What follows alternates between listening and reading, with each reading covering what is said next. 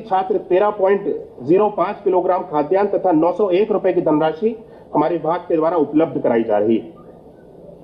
जनपद मथुरा, लखनऊ, गोरखपुर के अतिरिक्त जनपद वाराणसी में अक्षय पात्रा फाउंडेशन के माध्यम से केंद्रीकृत किचन का संचालन प्रारंभ किया जा चुका है और जिसके माध्यम से हमारे छात्रों को एक अच्छी गुणवत्ता युक्त हम सब लोग मिड डे मील में भोजन देने का कार्य करें। लगभग 4 लाख छात्र हमारे ऐसे हैं जो इसके माध्यम से अभी लाभान्वित हो रहे हैं।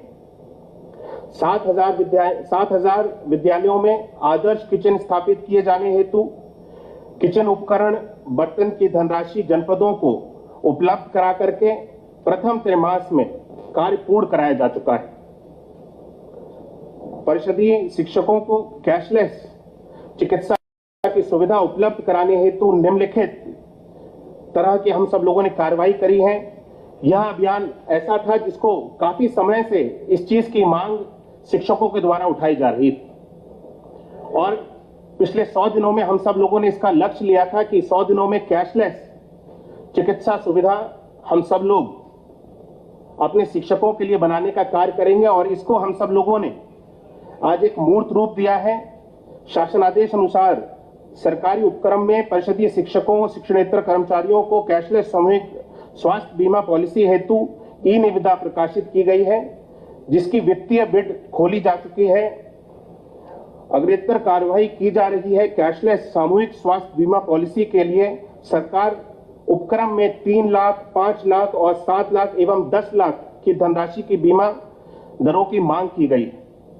पॉलिसी के अंतर्गत शिक्षकों, शिक्षा मित्रों, अनुदेशकों, शिक्षणेतर कर्मचारियों, स्वयं एवं आश्रित पुत्र पुत्री, आश्रित माता पिता तथा किसी सदस्य को सम्मिलित कर सकते हैं।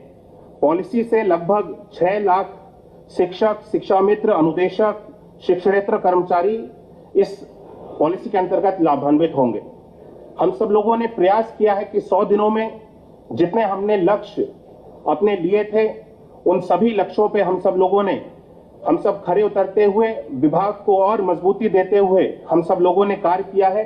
आगे आने वाले समय में भी अब हम सब लोग अपने जो 6 महीने के लक्ष्य हैं उनको भी पूरा करने के लिए हमारे विभाग के द्वारा अब कार्रवाई गतिमान है। मुझे पूर्ण विश्वास है कि हम सब माननीय मुख्यमंत्री जी की जो मंशा है, जिसके अंतर्गत हम सब लोग कार्य कर रहे हैं कि हर एक बच्चा शिक्षित हो, एक बेहतर शिक्षा व्यवस्था हो, बिना किसी भेदभाव के हर एक बच्चे को गुणवत्ता पर शिक्षा मिले। हम सब लोग इस अभियान में हम सब लोग अवश्य मिले जुले एफर्ट से सफल होंगे।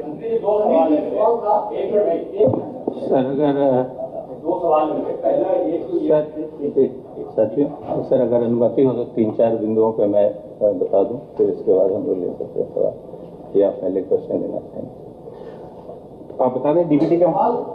देखिए, जो आपके सवाल आने वाले हैं 3-4 बिंदु हैं, बहुत सूक्ष्म में मैं बता देता हूं, उससे आप लोगों की जो प्रेक्षाएं हैं हो सकता है सॉल्व हो जाए। साथियों, डीबीटी के बारे में माननीय मंत्री जी ने बताया, आप सब अवगत हैं कि श्रद्धेय मुख्यमंत्री जी की प्रेरणा से पिछली बार ये योजना शुरू की गई थी और 21-22 का जो सत्र था उसमें कक्षा 1 से 8 तक के लिए हम लोगों ने यूनिफॉर्म, जूता मोजा, स्वेटर, स्कूल बैग के लिए डीबीटी किया था, जिसमें 1100 रुपया हम लोगों ने दिए थे और जैसा माननीय मंत्री जी ने बताया कि 1.57 करोड़ बच्चों को हम लोगों ने ये उनके अभिभावकों के माध्यम से किया था।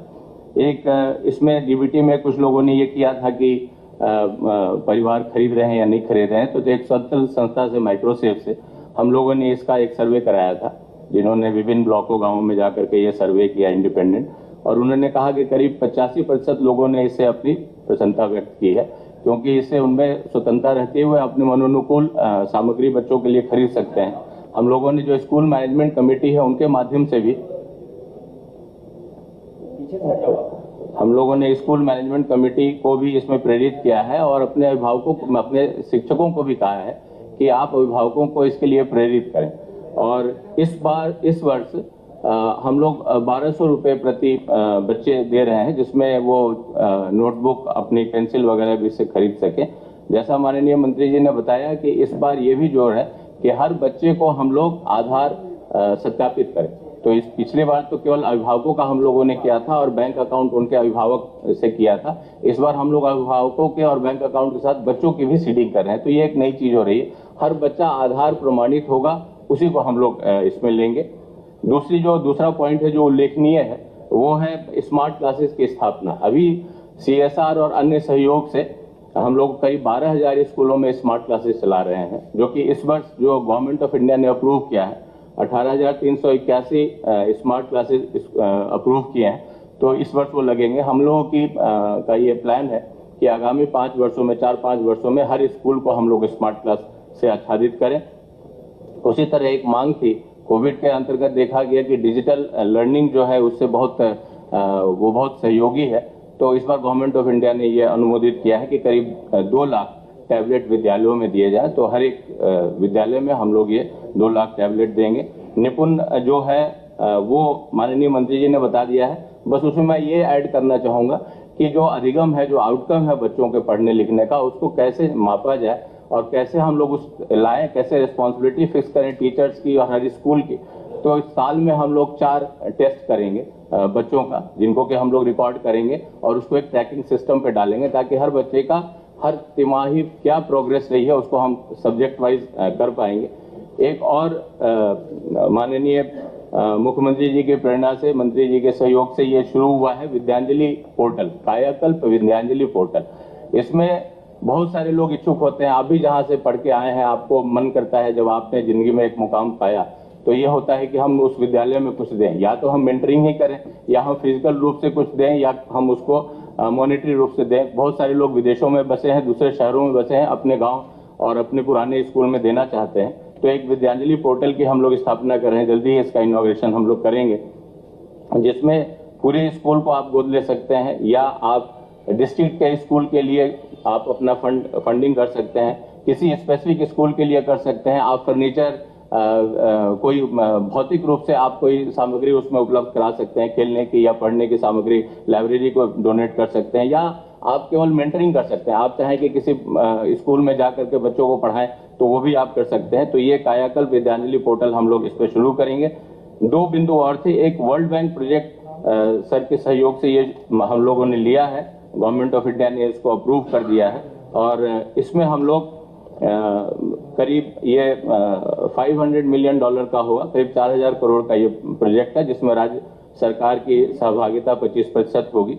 इसमें जो कार्यक्रम आएंगे वो आंगनबाड़ी कार्यकर्ता का प्रशिक्षण, व्यावसायिक विकास, आंगनबाड़ी केंद्र को डिजिटल सुरक्षा प्रदान करना, विद्यालयों में स्मार्ट टीवी, स्मार्ट क्लास का प्राविधान करना, डिजिटल डिवाइस, पुस्तकालय की अवस्थापना, डिजिटल रूप से सक्षम अधिगम जो हम लोग बात कर रहे थे उसमें ये करना, एक स्टेट असेसमेंट सेल बनाना, निपुण भारत का जो कार्यक्रम है उसको सहयोग देना, जो हमारे ट्रेनिंग इंस्टीट्यूशन हैं, सीमेट है, उच्च अध्ययन शिक्षा संस्थान, CTEs हैं, जिला डाइट्स हैं, उनको ICT युक्त करना और शिक्षकों का प्रशिक्षण बेहतर बनाना, और कोविड-19 जैसी जो विपदा है वैसे में कैसे टैकल करना है उसके लिए बनाना।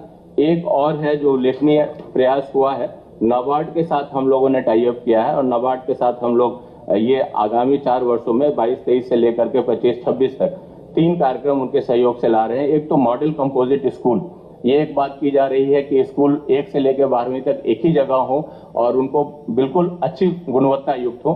तो करीब 13.37 करोड़ की से ये एक मॉडल स्कूल बनेंगे, जो कि पूरे अभी 75 होंगे। हम लोग हर जिले के लिए एक स्कूल लेके आ रहे हैं, और जो एक अभ्युदय कंपोजिट स्कूल होगा 1.16 करोड़ के ये से, जो कि इन 4 सालों में हम लोग करेंगे, और स्मार्ट क्लासेस 5,000 हम लोग इनसे भी सहयोग ले रहे हैं। तो जो आपने पहले सुना 18,000 स्मार्ट क्लासेस, उसमें 5,000 नाबार्ड के सहयोग से भी डालेंगे। धन्यवाद। एक तो उत्तर प्रदेश में प्राथमिक विद्यालयों में जो अध्यापक और अध्यापकों के 1,25,000 लगभग खाली है, जिसमें अभी प्रोजेक्ट अप्रूवल बोर्ड ने जो आंकड़े किए हैं उसमें 1.25 लाख से ऊपर पद खाली है। नंबर 1। दूसरा जो सवाल था कि तबादलों के को लेकर जनपद के अंदर और जनपद के बाहर की स्थिति, अद्यतन स्थिति, वर्तमान स्थिति क्या है, क्योंकि लोग दिव्यांग हैं, कैंसर पीड़ित हैं, और उसके साथ साथ 4 साल से उत्तर प्रदेश में बेसिक शिक्षा विभाग में तबादले नहीं हुए हैं, आप इंफ्रास्ट्रक्चर तो बढ़ा रहे हैं, लेकिन उसमें टीचरों की जो नियुक्ति है वो इतने बड़े पैमाने पर नियुक्तियां खाली हैं, सरकार इस पर क्यों फोकस नहीं कर रही है और तबादलों पर उस पर क्या कहना है, ये चीजें मेरा अपर मुख्य सचिव से भी और आपसे दोनों लोग से। देखिए, जहां तक आपने बात करी ट्रांसफर्स को लेकर के, तो पिछले 2020-21 के सत्र में 21,695 शिक्षकों के ट्रांसफर हमारे विभाग के अंतर्गत किए गए, जिसमें 14,174 महिलाओं के थे, 1499 असाध्य रोग से पीड़ित हमारे शिक्षकों के थे, 1193 दिव्यांग अध्यापकों के थे, 956 हमारे सशस्त्र सेनानियों के परिवार से जुड़े हुए थे, 7,521 पुरुष, ऐसे करके टोटल 21,695 शिक्षकों के ट्रांसफर 2021 के अंतर्गत किए गए। और इस वर्ष भी हम सब लोगों ने इसकी एक व्यवस्था बनाई है, पॉलिसी बनाई है। पॉलिसी के आधार पे माननीय मुख्यमंत्री जी से जिस तरह से इसकी स्वीकृति मिलेगी, उसके अनुसार जो शिक्षकों के स्थानांतरण के संबंध में जो भी आदेश जारी होने हैं, माननीय मुख्यमंत्री जी के निर्देश अनुसार इस वर्ष भी हम लोग इस कार्रवाई को चलाएंगे। आपने प्रस्ताव भेज दिए कि माननीय मुख्यमंत्री जी के लिए प्रस्ताव इसका गया हुआ है, माननीय मुख्यमंत्री जी के विचाराधीन है। जिस तरह से माननीय मुख्यमंत्री जी के निर्देश होंगे, उसके अनुसार इस वर्ष भी हमारे विभाग के द्वारा उस पर कार्रवाई की जाएगी। जो पद खाली है, 1.25 लाख के आसपास डीएवी की रिपोर्ट है, अप्रूवल बोर्ड की जो रिपोर्ट है, उत्तर प्रदेश में इतने बड़े पैमाने पे टीचरों की पद खाली है, उनकी संख्या क्यों? इस वर्ष हम सब लोग शिक्षकों को, पहले शिक्षकों के समायोजन पे हम सब लोग फोकस कर रहे हैं, क्योंकि शिक्षकों का जो अनुपात है, पहले एक बार हमारे शिक्षकों का अनुपात बराबर हो, सारी जो वास्तविक स्थिति है उसको देखते हुए आगे अगर इस तरह की कोई स्थिति निकल करके आती है कि शिक्षकों की और हमको आवश्यकता है, तो उसके अनुसार माननीय मुख्यमंत्री जी के निर्देश अनुसार हम सब लोग शिक्षकों की नियुक्तियों को करने का भी इस पे सरकार के द्वारा विचार किया जाएगा।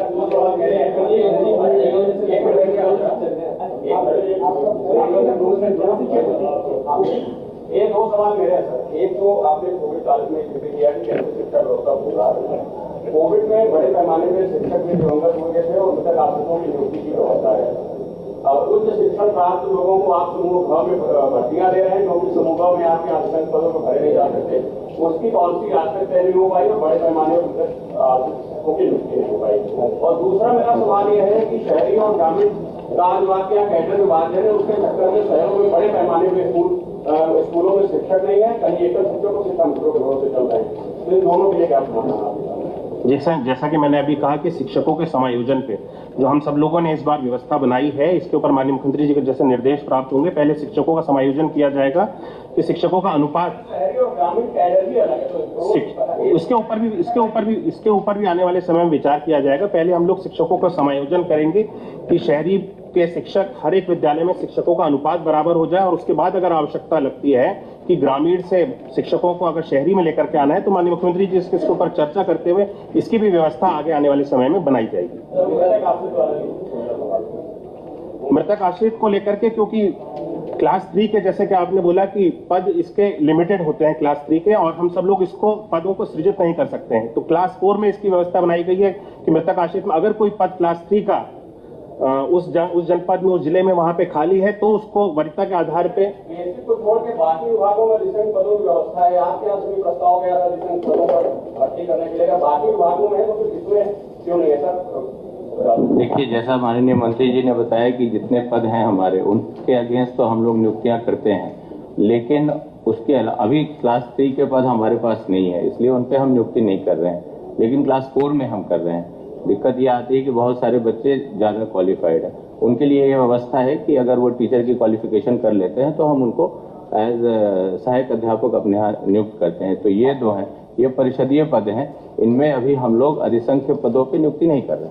सर, सारे सरकारी कर्मचारियों की सुविधाएं तो परिषदीय और सारे एप्लीकेशन तो लागू होते हैं, लेकिन सुविधाएं और परिषदीय के लिए अलग व्यवस्था। अब देखिए, आज की व्यवस्था तो यही है, नियमों के अधीन ही होता है।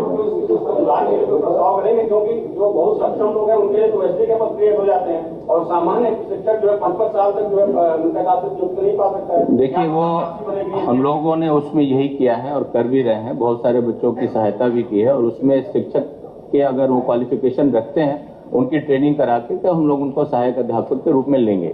ये एक व्यवस्था बन सकती है। सर, कुछ प्राथमिक विद्यालयों में हजारों के पास स्ट्रेंथ है, उसके बाद भी जो है अभी तक कोई भी पदोन्नति प्रक्रिया नहीं अभी तक संचालित हुई है। 7 साल हो गए हैं, 7 सालों से कोई पदोन्नति नहीं हुई है। इसके विषय क्या कब से हम प्रारंभ करेंगे?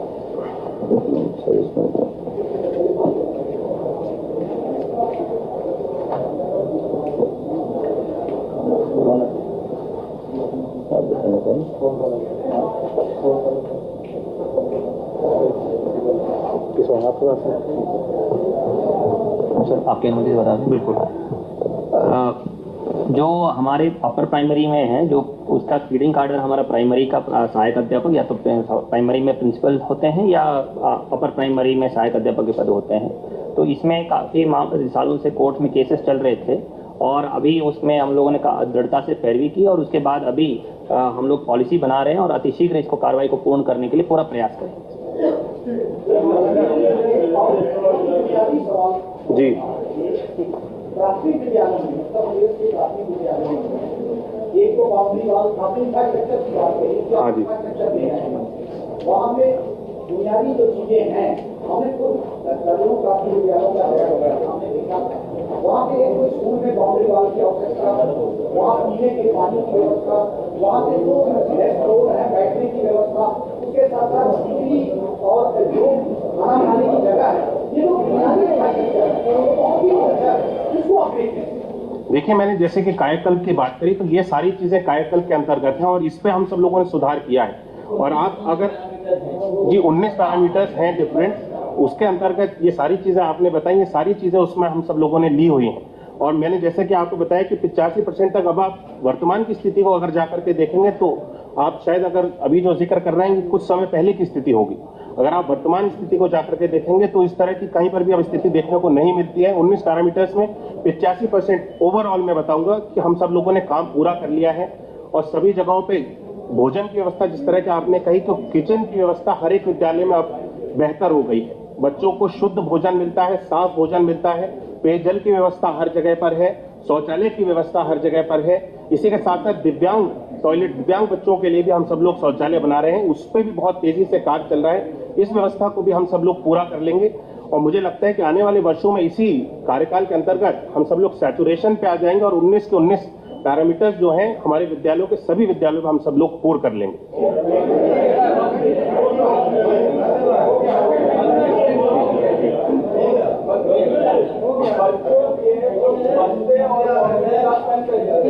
इसमें आज के समय पर सिर्फ 35% की बढ़ोतरी आ रही है प्राइस को लेकर और इसका मुख्य कारण देश की जो 12% से 18% बढ़ाई हुई है उसको लेकर।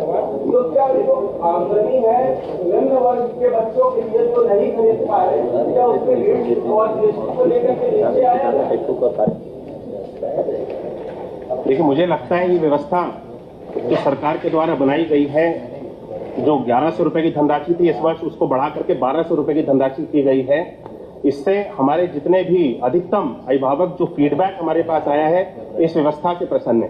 कम है 2000 कम से कम होनी चाहिए। ये व्यवस्था सरकार को सोचना चाहिए। देखिए, सर्वे रिपोर्ट करने वाले आप लोगों ने 1100 से 1200 के बीच में किया है, खाली उसमें रिपोर्ट दे दिया है, इसका क्या रिपोर्ट नहीं है। हम अगर हम मार्केट में जाएंगे तो 1100 रुपए की जो हमने धनराशि सर्वे कंपनियां जो है मोबाइल के कमरों में नहीं करती, हमने स्वयं देखा है।